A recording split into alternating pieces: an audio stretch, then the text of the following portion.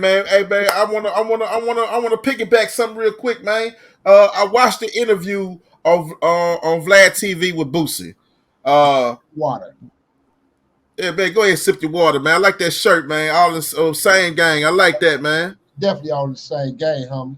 Yeah, you want that gear, man? Y'all jump on over there, man, to DPG, man. DPG Dog Pound Records, man. And holler at Big A, man. You feel me? Or just go to Big A Arnold White, man. Feel me? All the same game, bro. And we still pressing the issue, man. We still pressing that line, man, to be able to do this big summit that we was putting on together last year at the end of the year, last quarter, man. We just ran out of time, man, but it's still in the mix, man. I'm just waiting on the phone call from Big A, man. Hey, so back to the question at hand. So I was recently watching a Vlad TV interview with Boosie, and Boosie responded to a comment from Terrance Gangsta Williams. You know, they got a little beef going on. Terrance Gangsta Williams saying Boosie was in protective custody, but Boosie clapped back real heavy on Terrance Gangsta Williams, saying that Terrance was a known booty bandit in prison. I don't understand this bullshit, fake ass internet beef shit with these cats, man. Why these dudes come on here on the internet? I get it. We're in a digital world, and this is the new phase of currency. That's what it's supposed to be about. Create unique, good content. So why is individuals coming on here and call themselves airing one another out or airing niggas out and want to argue and fuss on the internet like little hoes, man? That ain't man shit to me, bro. That ain't grown man shit, first of all. Because the real grown man's got a problem and got a beef. And I got much love and respect for young Boosie, man. Straight up trill. You feel me? But that goes for any and everybody. He ain't no exception to the rule. Real men don't supposed to be on here arguing, bro. If you that mad at a nigga, man, you got a problem with a nigga, go get at him. Get on the phone, nigga. Do what real niggas do. Meet up. You got a crew, he got a crew there, nigga. Supposedly, your killers and all that, then you niggas meet up. But it shouldn't even have to come down to all that. If I got a beef with a nigga, hey, nigga, it's me and your beef. I don't need my crew. I don't need me and my homies. I can handle this. Me and you handle it, nigga, if it's a problem.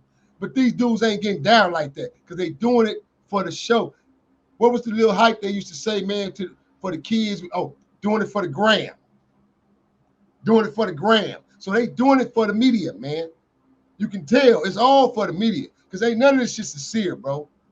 Ain't no niggas pulling up on each other, seeing each other in the public, and then jumping out, boo-bopping each other, or it's really going down and you see World Star videos. Because if it was like that, that's what it'd be. Now, if you would take it back to the 90s, this is how niggas was getting beat up in the hip-hop world. That's why hip-hop wasn't so popular as far as the empowerment, because the streets were still running shit, and niggas was getting beat up in hip-hop. Niggas was getting fucked up at these shows, man, coming to their shows and was running your mouth. Or you did a diss record, now you got to come to somebody's city. See, it was real deal shit going on then. Now we in a digital world, you can be anybody. We got all the John Gottis, all the Scarfaces, all the Lucianos. We got all the killers. Secondly, I'm sick and tired of hearing you niggas on here talking about these old fake-ass penitentiary stories because a lot of you niggas that was in prison wasn't doing all the shit you on here on the internet telling. Let's be reasonable. You know what I mean? All these old 65 and old records and 29 and olds and 100 and old records and no lost fights and you done killed everything in the prison, man. Come on with that bullshit, man. Nigga, you don't win them all. You're going to take your L's. You're going to take your L's sometime, bro. Champions lose, man. We don't always win, you lose. It's always another champion, bro.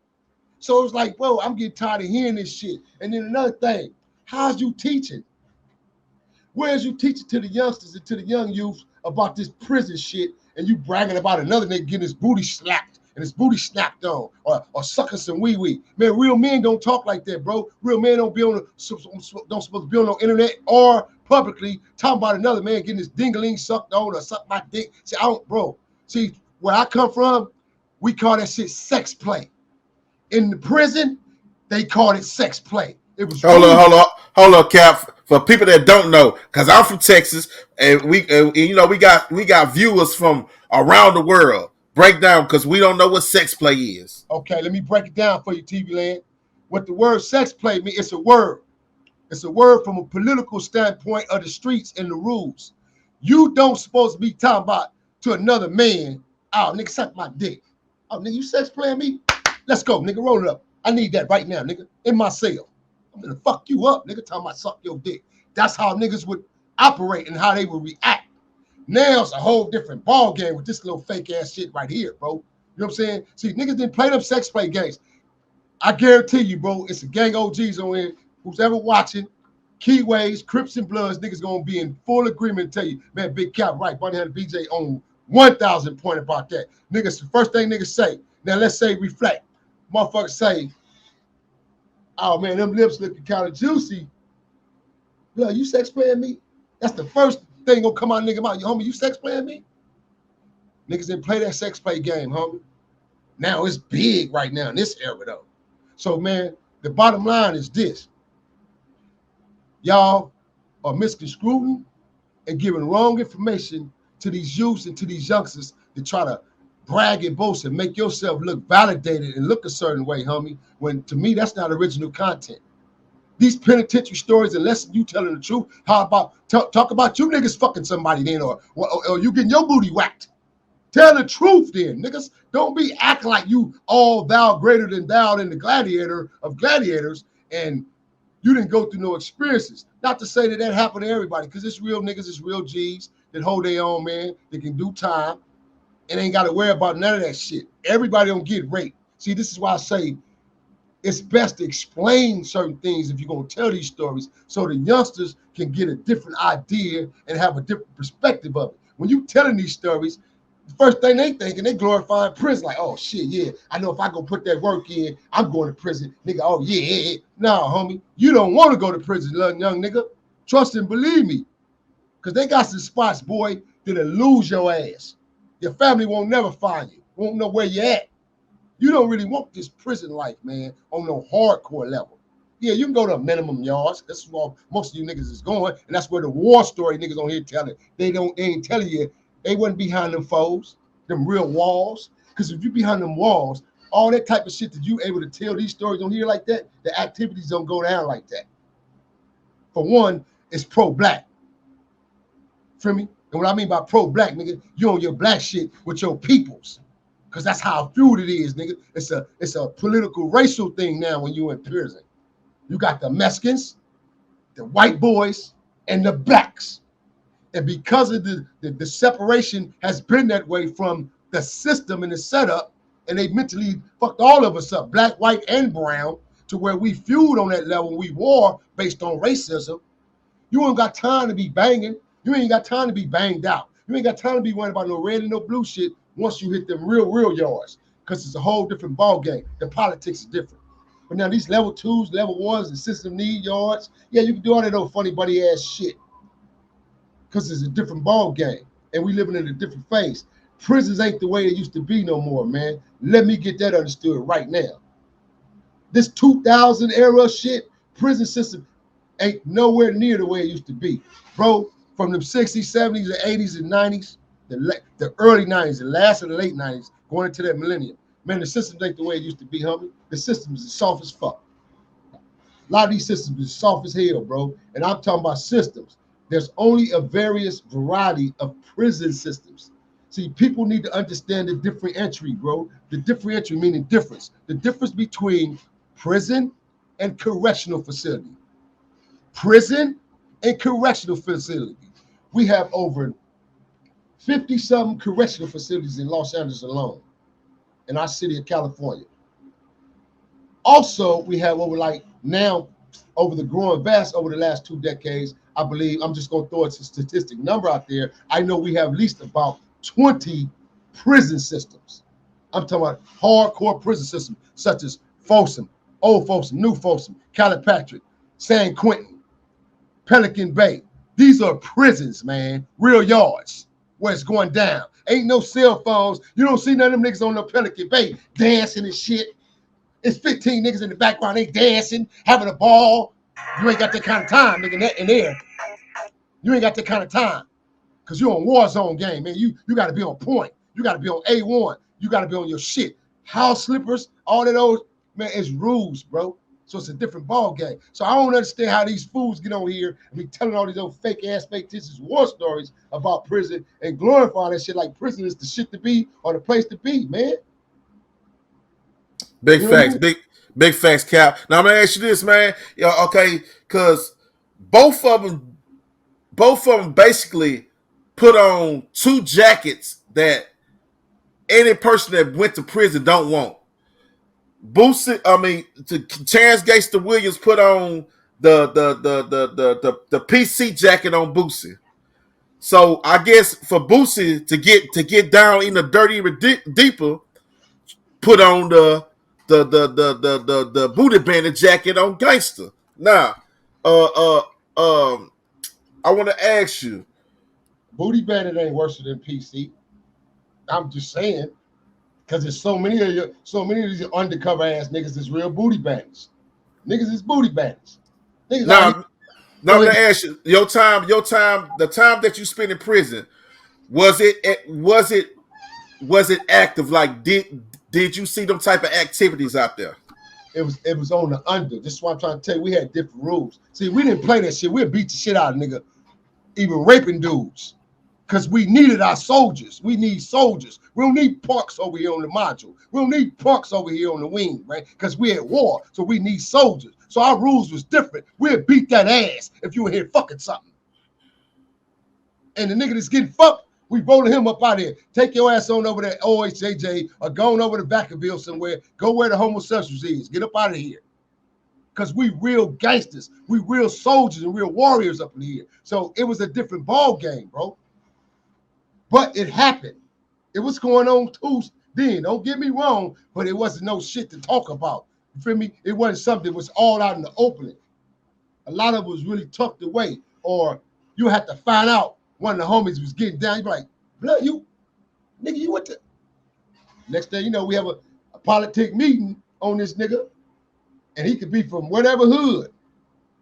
Yo, homies got to DP that situation if it's necessary, if that be brought up. If it's brought up in the meeting and we talking about it from a political standpoint and the rules, then it's a like in the module, dog, in the blood modules, when we first started out in the early 80s, we had rules. A lot of that shit we wasn't allowing, but it happened. And I had a homie specifically from my hood that's a thorough, I don't even call the nigga just a booty band. I just feel the nigga's about, he gay. Because he's been there all his life. He's been there for the last 35, 40 years, damn near, and he's gonna die there. So he's comfortable with who he is. And guess what? We grew to just accept it because we knew his situation, his circumstances. And that's my young homie up under me. Grew up with me, under me, bro. I know his brothers, his mama, but that significant part of him was something that was already embedded in his genes because his brother was gay. His sister turned lesbian. So it was something that was in his genes. So for him, it was comfortable for him. Then there was another homie, OG homie, G homie, a straight rider, a bruiser. This nigga beat a nigga ass. I'm talking about beat the shit out of nigga and take some booty. But he was a straight booty bandit. One of the homies, dog. Straight from LPP, Ludus Park. So, and we grew to kind of accept that, but we had to get on his ass on a few occasions because he was beating niggas out of ass. Hold on, homie, stop doing that to the homies or the new niggas coming in. But then again, it was showing the significant, it was showing basically the strength of certain individuals who was from certain sets who was coming in claiming bloods. This nigga was breaking niggas. I was just about to say that because earlier you said that y'all wanted soldiers. So yeah. in a way, he was kind of filtering out niggas, the weaklings. Right, and he was doing it on a regular, but we didn't know this until one day I'm going to the yard. We mobbed to the yard. And I passed by the cell. I kept pushing. Boo-boo, you going out? No, homie. All right, we moving. Bam. So we moving down the tier. And I noticed my little homie, I ain't gonna call the name, I noticed my young homie dip out. He dip out the line into the cell with the homie, right? Now, mind you, when I walk by the cell, it's 5-0. We walk by, we see the other nigga in there standing up looking like a sad, wet puppy, like, help me, help me. That shit ain't funny, Cal. Why we laughing? Nigga, it is funny. Nigga, you took your dumb ass in there and let that nigga finna rape you. Nigga, it's funny because you should have died in there, nigga. Feel me? And then after the fact, you became that. So that means it was in you already. You feel me? Yeah. Man, let me tell you something, homie. The baddest of the baddest nigga can get took down, bro, if it's a multitude of individuals to be able to help. But nigga, hey, just like that Housini nigga, that tough killer ass nigga from NY down there, Housini. Nigga, can't no one dude rape no one dude who got fight in it, bro. I'm sorry, homie. I'm sorry. It just can't happen. I can't. The scariest nigga can get a nigga off of him, homie, if he trying to really take his manhood and rape him, bro. And you ain't got to be the toughest dude, but you going to have some fight in you. You know what I'm saying? So that's why and I'm going to get back on topic on here, but I had to speak on that because it was like, nigga, don't no 16-year-old boys get raped out here, homie. 16-year-old niggas, you're going to run something up in you or try to stab you, scream, holler, run, do something. No, nigga, it's a different ball game when you consensual and you having affairs. That's what Housini was having. He was having an affair with African Babuda. But anywho, moving right along. Moving along, like I was saying, man. So we walk by the cell, we see a nigga in there looking like a wet puppy, like hell. And like, damn, now when that's such up in the cell with homie, with the homie, we like, okay, we nigga ain't thinking nothing of it. Come back down for yard time, whole tears smell like shit, bro. Straight doo-doo. Dude doing sex. Walk right by that cell like, oh, what the fuck? Nigga that call me, it's all bad.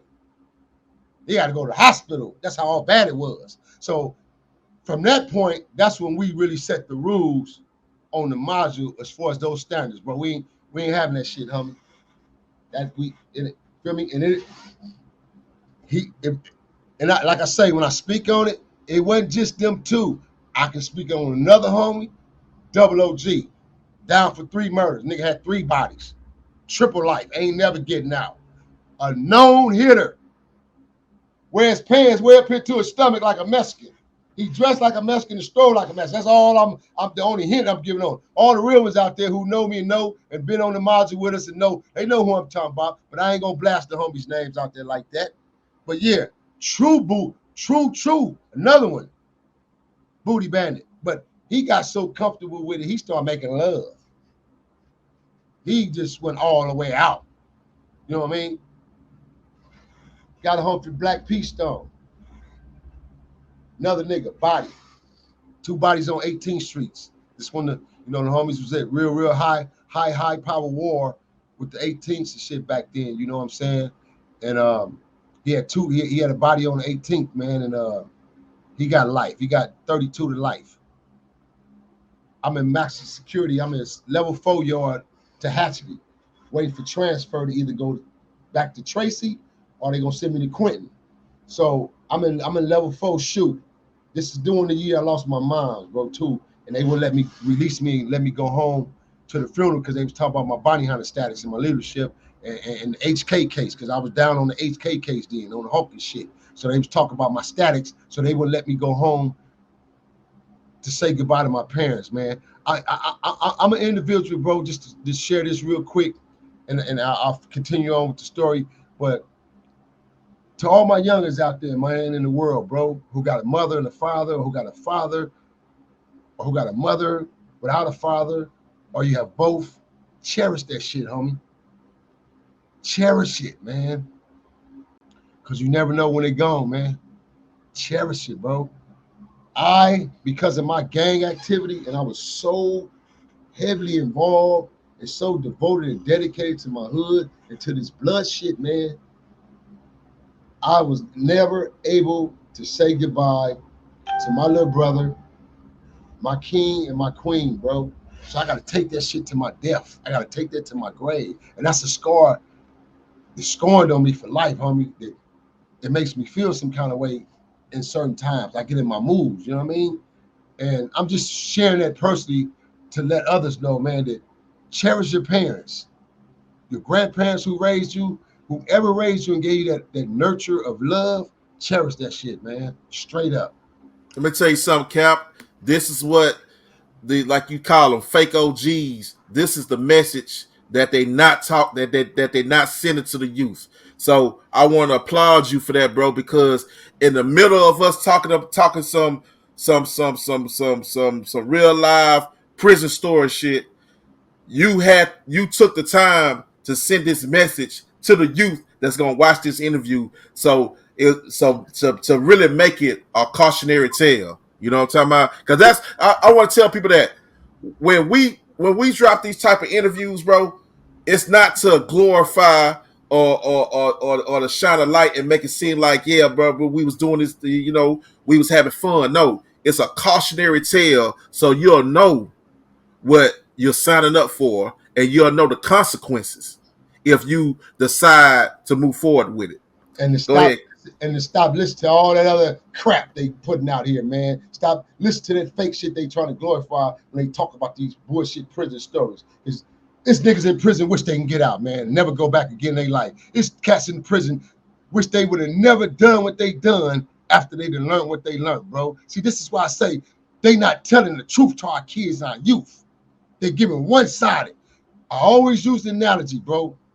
I got any change in my pocket. I always use the analogy, when you flip a coin, you got to call it heads or tails. That's life.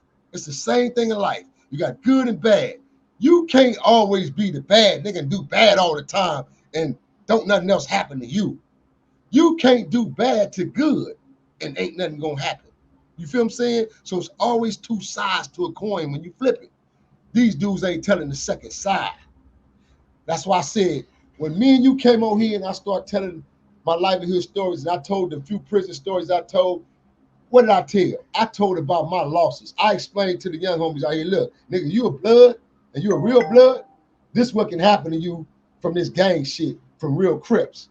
Nigga, them niggas gave me a blanket party on 2 occasions. I done gave about 5 blanket parties to Crip niggas. Them niggas gave me a blanket party. They finally caught my good shot calling ass and gave me a blanket party twice. Once in Wayside, feel me? And in the pen, twice. Feel me? I done got a rat pack, stomped out.